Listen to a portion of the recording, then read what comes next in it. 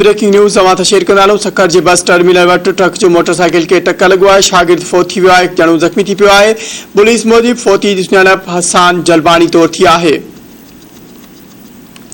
खबर के हवाले से नाज़रीन अवां खे आगाह कंदा या ब्रेकिंग न्यूज़ अवां सां हिकु ॿियो शेयर कंदा सखर जे बस टर्मिनल वट ट्रक जो मोटरसाइकिल के टक्कर लगो।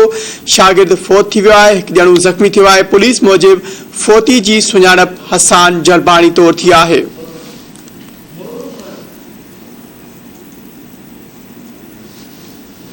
खबर के हवाले से नाज़रीन अवां खे आगाह करे रहिया आहियूं या ब्रेकिंग न्यूज़ अवां सां हिकु भेरो ॿीहर शेयर कंदा सखर जे बस टर्मिनल वटि ट्रक जो मोटरसाइकिल के टक्कर लगो। शागिर्द फोत थी वियो आहे, हिकु ॼणो ज़ख़्मी थी पियो आहे। पुलिस मूजिब फोती जी सुञाणप हसान जलबानी तौर थी आहे।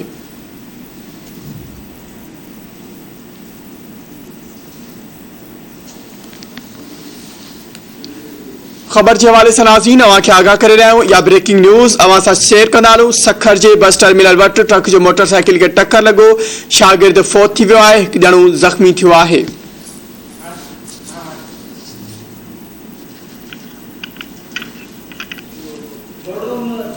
इन हवाले से नाज़रीन वधिक तफ़सील मालूम कंदासीं। धरती टीवी सखर जो रिपोर्टर मोरड़ो महर असां सां लाइन ते मौजूद है।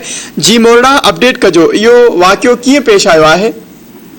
जी बिल्कुल, सखर में जो है हादसो पेश आयो है। आबाद थाने के हद में अफसोसनाक पेश आयल हादसे में एक शागिर्द जो है फौत थी वियो है, ॿियो जो है ज़ख़्मी थी पियो है। आबाद पुलिस जो जवान है तो तेज रफ्तार ट्रक जो है बस टर्मिनल के भरसा ही जो है मोटरसाइकिल के टक्कर लगो है, जैसे नतीजे में एक शागिर्द फौत थी वियो है, हिकु ॼणो ज़ख़्मी है। फोती जी जेका सुञाणप है उहा हसान जलबानी जे नाले सां थी आहे ऐं ज़ख़्मी ज़ीशान है, जंहिंखे सिविल अस्पताल जो है दाख़िल करायो वियो आहे, जंहिंजी भी हालत गणती जोगी है। पुलिस जो वधीक चवण है त ट्रक ड्राइवर जो है वो फरार थी वियो आहे ऐं ट्रक के तहवील में वरितो वियो आहे। हिन वक़्त जो है अफ़सोसनाक हादसे में एक शागिर्द जो है फौत थी वियो आहे।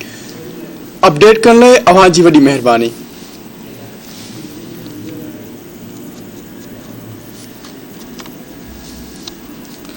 नाज़रीन मोरड़ो महर असां खे अपडेट करियो। खबर के हवाले से अवां खे आगाह कंदा तो पुलिस मूजिब फोती सुञाणप हसान जलबानी तौर थी आहे।